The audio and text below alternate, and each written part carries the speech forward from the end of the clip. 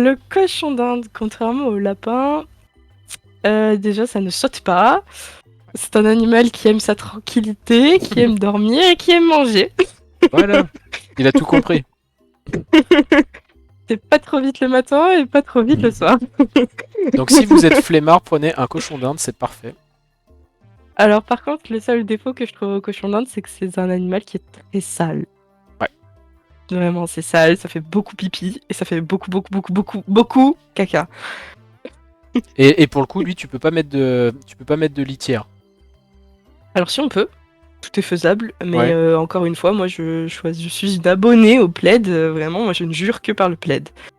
D'accord, parce que pour moi, le cochon d'Inde, parce que le lapin ou le rat, tout ça, tu peux les éduquer à, entre guillemets, à aller à la litière. Mm. Et que le cochon d'Inde, il chie partout, Alors, quoi qu'il arrive. moi, avant, j'avais une cage sans litière, donc une litière à chat classique. Ouais. Et du coup, bah, les animaux faisaient pipi caca partout. Et du coup, les plaids avaient du pipi et du caca en permanence sans temps de séchage. Je vais y arriver. Donc, encore une fois, bah, les problèmes de brûlure par le pipi, l'acidité du pipi, et les problèmes de remontée d'ammoniac quand le pipi sèche. Donc, j'ai inclus une litière à chat remplie de litière de chanvre, toute simple. On peut mettre autre chose, on peut mettre des petits copeaux de bois, je sais plus comment ça s'appelle, les pelets. Ouais, Les les pelets de pelets, comme bois. elle disait Eureka, ouais. Ouais, voilà, on peut mettre des pelets de bois, on peut mettre de la rafle de maïs. Sauf que moi, je trouve que la litière de chanvre, en fait, fait descendre l'urine.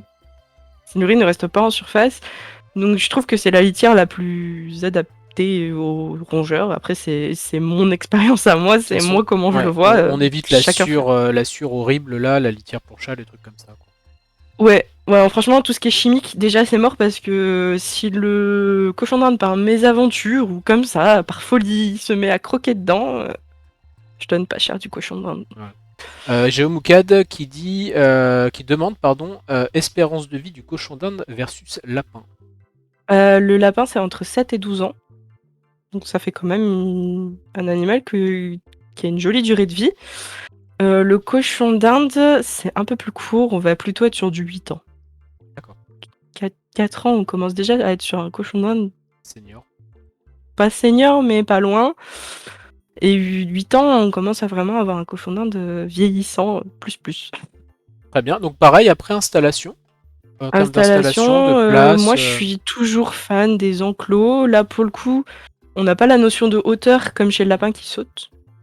Et préciser 30. aussi, le cochon d'Inde n'a pas de notion de vide, donc il peut tomber, me Oui, semble-t-il. Il peut tomber des tables, etc. Donc faut faire il peut attention. tomber des tables, il peut tomber d'un peu partout parce que. Et puis même le cochon d'Inde, un cochon d'Inde paniqué ne se posera pas la question de si c'est vide là où il va marcher. Donc non, la hauteur c'est bien pour des petits étages, mais il faut penser à les fermer et les sécuriser. Et à mettre une pente douce parce que le dos du cochon d'Inde n'est pas fait pour s'élever. Donc si on met un étage, bien penser à mettre une pente qui est assez sur un angle assez doux pour que l'animal puisse monter sans se faire mal à son petit dos. Encore une fois, rien n'est prouvé, mais c'est des choses qui font partie des recettes acquises des rongeurs. Donc est-ce que c'est vrai, est-ce que c'est pas vrai? Je ne sais pas.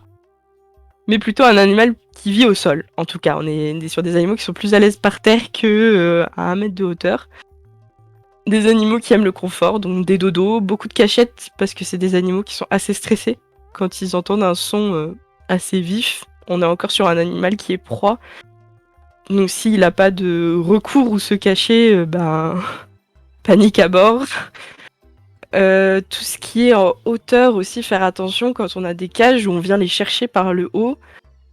Dans la nature, le prédateur principal du cochon d'Inde, c'est un oiseau. Et les oiseaux, ça vient par en haut. Donc on fait attention de la manière dont on les aborde. Mais sinon, c'est des super compagnons, faciles à maintenir. Ok. En groupe aussi, du coup. En groupe, là par contre, on est vraiment sur un animal grégaire, mais plus. Ouais. Ça crie, ça joue, vraiment, c'est un animal qui a besoin, pour le coup, là, d'un groupe social. Et globalement, à part quelques individus, des fois, où ça peut arriver, un mâle qui a pas envie d'avoir des copains, un mâle solitaire, ça peut arriver des fois chez des gens. J'ai déjà vu un mâle, il veut pas de copains, il veut pas de copines, il veut rien. Mais globalement, les cochons d'Inde, ça vit dans des groupes. On peut faire vraiment des très gros groupes, que ce soit du même sexe ou intersexe. Stérilise? Oui, on peut se... Bah oui, là, faut stériliser, là, par contre, si on veut pas une Sinon, armée de cochons sinon, on d'Inde. a une armée, ouais. Enrichissement Clairement. du milieu, en termes de jouets, etc., de temps passé. Alors, le cochon d'Inde, c'est un animal qui aime ronger. Alors, beaucoup de choses qui se rongent, pour le coup. Beaucoup plus que le lapin, qui va aimer vraiment jouer, avoir des différents sols, etc. Pour le coup, là, pour le coup, les cochons d'Inde, en premier, les choses qui se rongent. Donc, tout ce qui va être à base de loufas, de bois, etc. au sol. Pas des choses pendues, vraiment des choses posées par terre. Genre, par exemple, les jouets qu'on peut trouver, on se dit, ah, c'est bête, un haltère en bois. Bah non, pour un cochon d'Inde, c'est trop bien, c'est du bois, ça se range. Ouais. Ou les boules en bois, les boules en paille. Par rapport à l'alimentation. L'alimentation, il n'y a pas grand-chose qui va changer par rapport au lapin. Juste que le cochon d'Inde, je trouve que c'est un peu moins sensible que le lapin. Ça va moins vite se dégrader en termes de santé au niveau du système digestif. Je Ouais. trouve moins vite. Je trouve que c'est un petit peu moins sensible. Mais sinon, on est toujours sur soit foin, soit verdure à volonté. Les légumes, fruits, apports naturels via des plantes, des racines, etc., etc. Toujours, bien sûr, se renseigner sur les valeurs nutritives, pas donner que des trucs trop sucrés ou trop gras. Certains légumes peuvent faire météoriser, comme le chou, Météoriser, ça veut dire qu'on a du gaz dans gonfler. le Ouais, tube c'est ça, digestif. Ouais. produire du gaz. C'est comme nous, quand on mange trop de chou, ben, on pète. Lui, il peut pas péter, donc ça gonfle. C'est ça.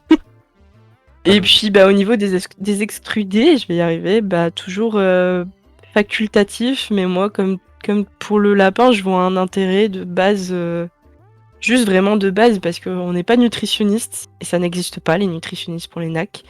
Donc c'est comme les gens qui veulent faire de la ration ménagère et qui intègrent des croquettes dans la ration ménagère. Et du coup, bah, ça sert un peu de base pour éviter les carences, quoi.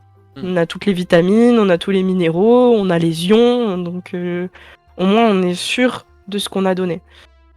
Mais toujours en petite quantité, ça va être une pincée par cochon d'Inde, une cuillère à soupe.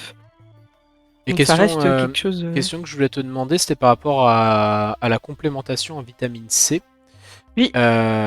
Est-ce que c'est nécessaire d'avoir une vitamine C de synthèse en gouttes par exemple, ou est-ce qu'en mettant du persil ou des choses assez riches, des aliments riches en vitamine C, ils peuvent s'en passer? Moi je vais répondre encore une fois par une autre question. Est-ce qu'on est sûr de ce qu'on donne avec des légumes? Bah non, c'est ça. Mais est-ce que vu que la vitamine C en excès, tu l'élimines, est-ce que tu peux pas faire un petit excédent via du légume et... Alors moi je donne les deux. Je connais les les deux. légumes vraiment précurseurs de vitamine C et ils sont Ouais. dans toutes mes gamelles. Là par Poivron, exemple on est en hiver donc de l'orange, le poivron je crois que c'est le rouge qui Ouais. est particulièrement riche en vitamine C. Oui, persil, etc. Donc à chaque fois j'ai au moins un de ces éléments qui est en quantité dans la gamelle.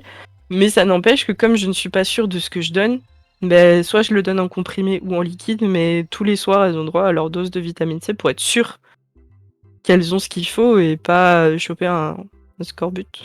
Préventif. Pas de vaccin. Pas de vaccin. Je sais que aux US, ils ont un vaccin contre la Bordetella bronchiseptica.